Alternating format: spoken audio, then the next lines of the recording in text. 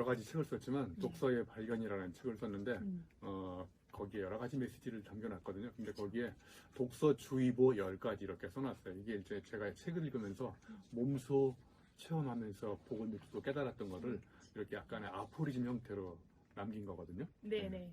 이제 책을 읽다 보면은 동서양을 막론하고 되게 좋은 글귀들이 많거든요. 명언들이라는 것도 되게 많고, 저도 사실 강의할 때 그런 거 다 찾아서 사용을 하는데, 그 교수님이 이번에 독서의 발견 책을 보게 되면은 그런 명언들을 조금 재미있게 풀어내신 것 같더라고요.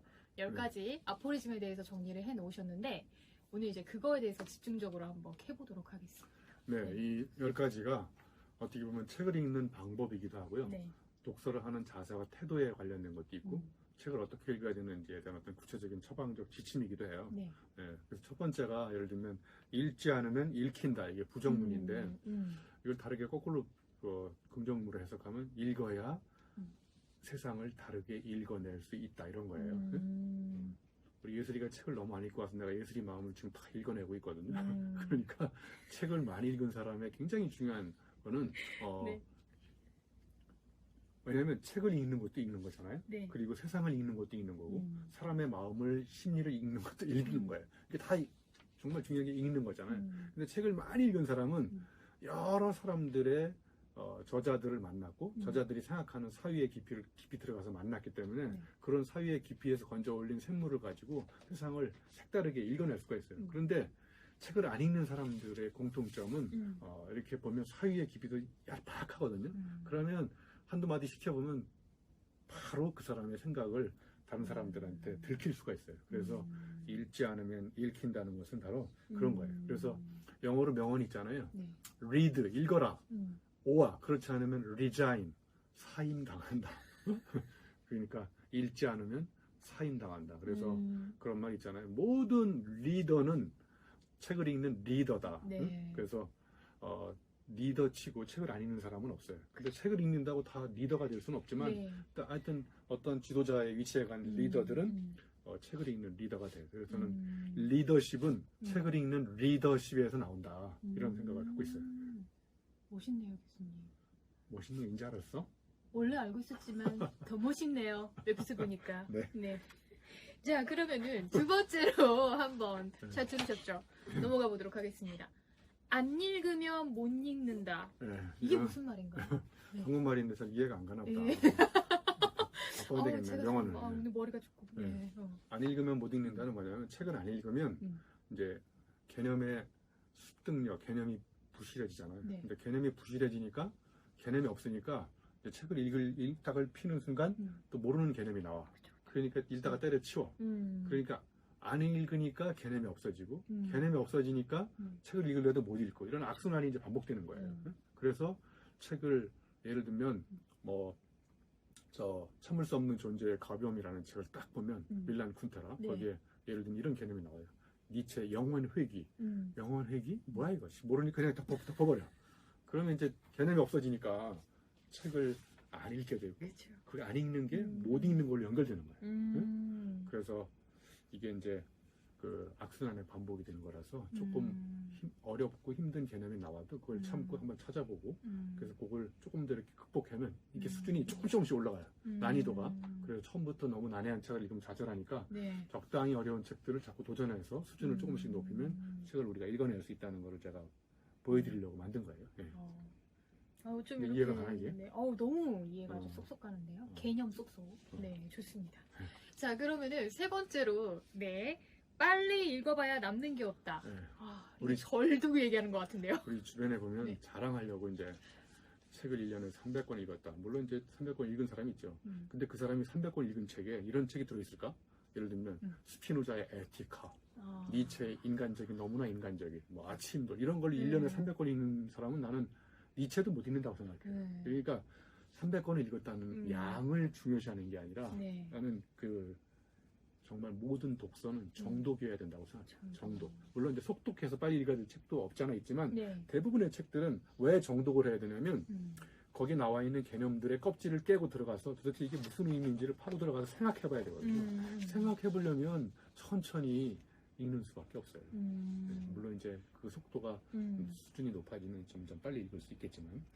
자, 여기서 이제 또 궁금한 게 생기는데, 그럼 교수님께서 이제 정독을 워낙 잘 하시잖아요. 그러면 가장 오래 본 게 어느 정도 걸리셨나요, 시간을? 책 한 권 읽는데 오래 네, 걸리는 책? 네.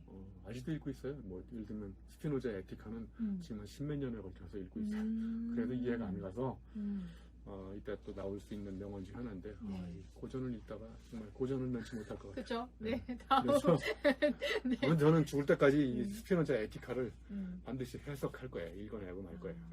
그래서 제가 그러시구나. 어려운 책 몇 가지가 있어요. 뭐 네. 사르트르의 뭐 하이더 이런 존재에 관련된 책부터 네, 시작해서 네. 아무튼 폼 잡고 읽었다라는 걸 표시하는 게 아니라 반드시 읽어내야 되는 그런 게 있을 것 같아요. 네.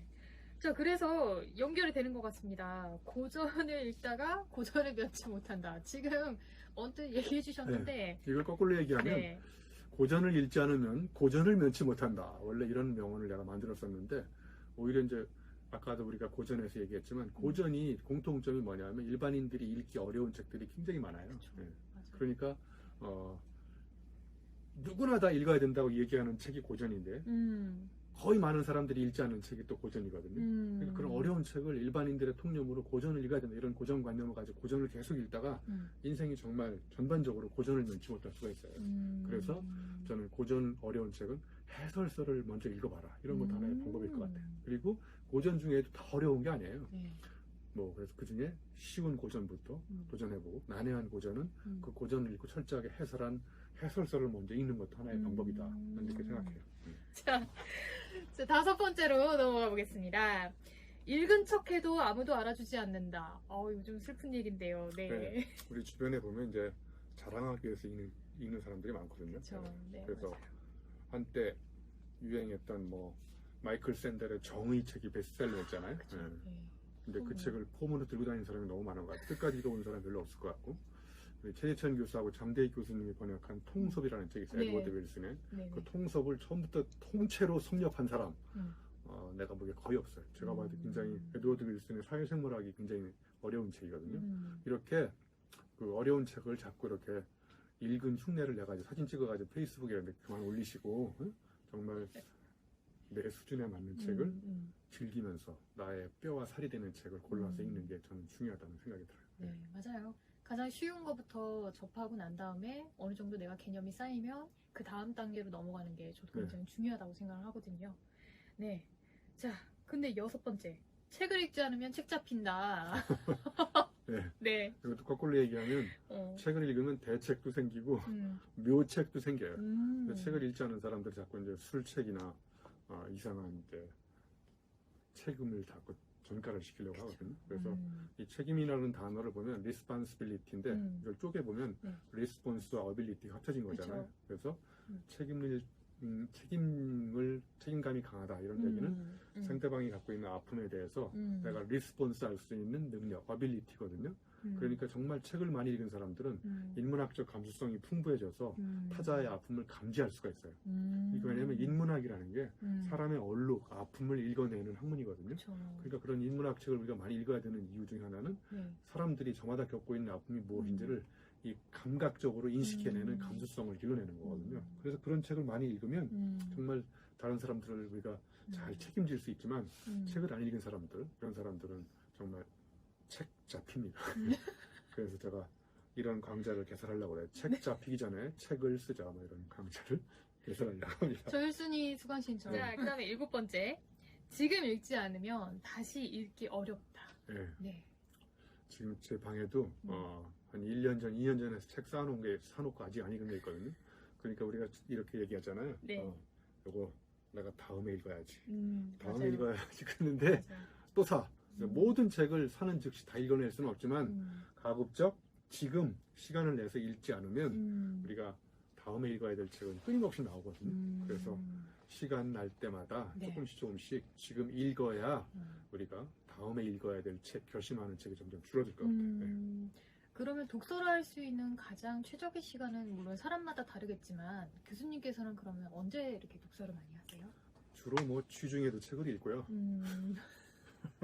그다음에 이제 아무도 방해받지 않는 오전 시간에 주로 책을 많이 읽는 경우가 있고, 그다음에 이제 저녁에 해가 넘어가면서 이렇게 할 일이 없을 때 네. 책을 그리고 네. 저는 이제 짜투리 시간을 내서 책을 많이 읽어요. 그러니까 기다리는 시간. 남들보다 30분 먼저 도착하고 항상 책을 갖고 다녀서 30분 중에 딱 20분만 책을 쫙 읽어도 들어올 수 있거든요. 그리고 지하철 다닐 때 제발 책 좀 읽으라고. 내가 쓴 책도 갖고 다니면서 가방에서 꺼내가지고 이렇게 네. 책도 좀 읽고. 네. 그 휴대폰 그만 보고 그러면 네. 유영만 계속 책 많이 읽고 이렇게 사진도 찍어갖고 오면 내가 책 한 권씩 줄 텐데. 아, 그래요? 응. 그래요? 응. 알겠습니다. 네. 자, 8번째. 습관적으로 읽지 않으면 습관적으로 읽지 않는다. 네. 네. 모든 건 다 습관이거든요. 네. 우리가 매일 단식하는 사람 빼고 밥을 한 끼 이상 매일 먹잖아요. 응? 그러니까 밥 먹듯이 라는 말을 붙이면 뒤에다가 밥 먹듯이 책을 읽는 거다. 그러면 왜 밥은 매일 먹으면서 책은 안 읽을까? 그게 이유가 있어요. 내가 보기에 네. 지금 서서히 배가 고파오기 시작하는데 끝나 우리가 밥을 먹을 거잖아요. 네. 그러면 이제 여기가 배가 고파지니까 밥을 집어넣잖아요. 네. 그럼 책을 왜 밥 먹듯이 안 읽냐면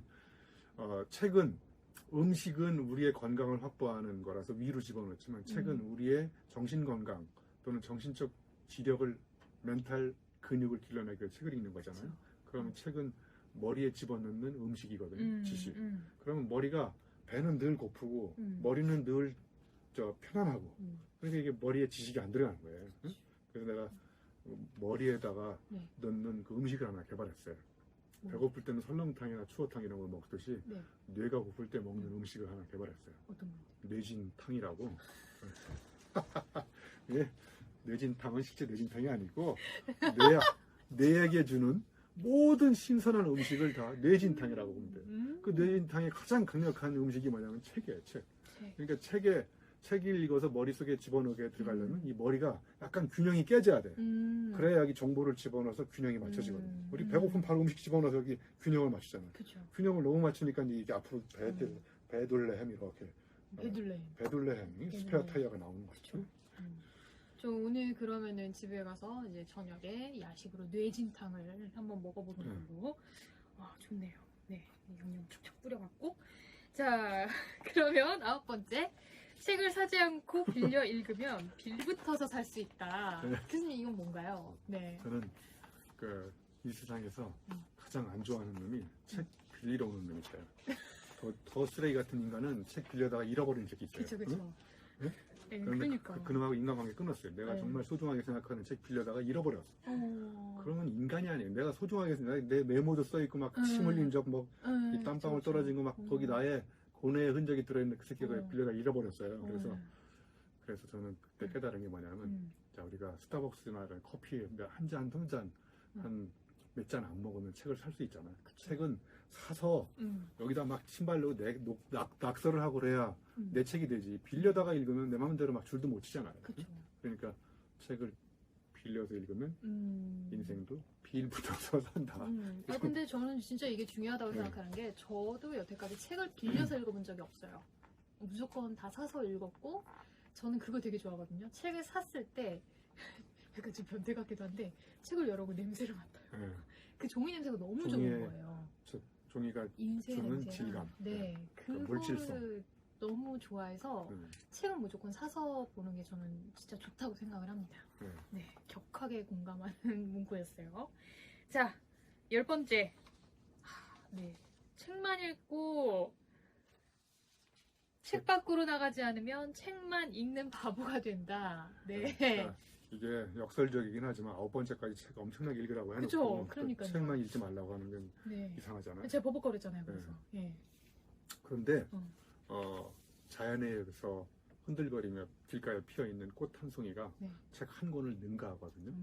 그러니까 책을 읽지 말라는 얘기가 아니라 너무 책상에 앉아가지고 책만 읽고 밖에 나가서 이런 자연의 어떤 위대한 그 경이로운 그런 어떤 장면들 이런 것들을 저녁 노을에 해넘어가는 거라 이렇게 보면 그게 책 한 권일 수 있거든요. 그 흔들거리는 나뭇가지 하나를 잘 보면 거기에 인생의 진리가 담길 수도 있고 그러니까 예를 들면 사막에 갔다 온 내가 책을 썼는데 진짜 책을 읽는 사람은 사막을 발로 걸어가는 사람이라는 거예요. 그러니까 10번째는 새겨 들으셔야 되는데 책 열심히 읽으라고 해놓고 책만 읽지 말라고 그러는 게 아니라 책만 읽는 바보로서 살아가지 말고 책도 읽어야 되지만 더 우리한테 중요한 책은 자연이라는 책, 세상이라는 책, 이런 게 다 책이라고 저는 생각해요. 그래서 그런 책도 읽어보려면 네. 나가서 경험도 해보고 체험도 해봐야 된다. 이런 메시지예요. 예. 그럼 또 다른 깨달음을 얻을 수도 있고 또 나의 자기반성 시간도 가질 수 있으면서 또 새로운 개념에 네. 대해서 성찰을 해볼 수 있는 시간을 네. 가질 수 있을 것 같아요. 책으로 얻을 수 없는 그쵸. 감각적인 깨달음이나 체험을 이제 실제 네.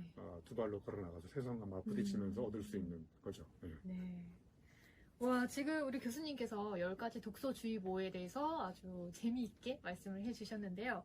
네, 여러분들 잘 들으셨죠? 네, 저도 오늘 이거 다 머릿속에 넣고 집에 가가지고 뇌진탕도 끓여 먹고 네, 이제 다 해볼 거예요. 아시겠죠? 같이 해봅시다. 네. 네. 좋은 고맙습니다. 말씀 감사합니다. 네. 고맙습니다.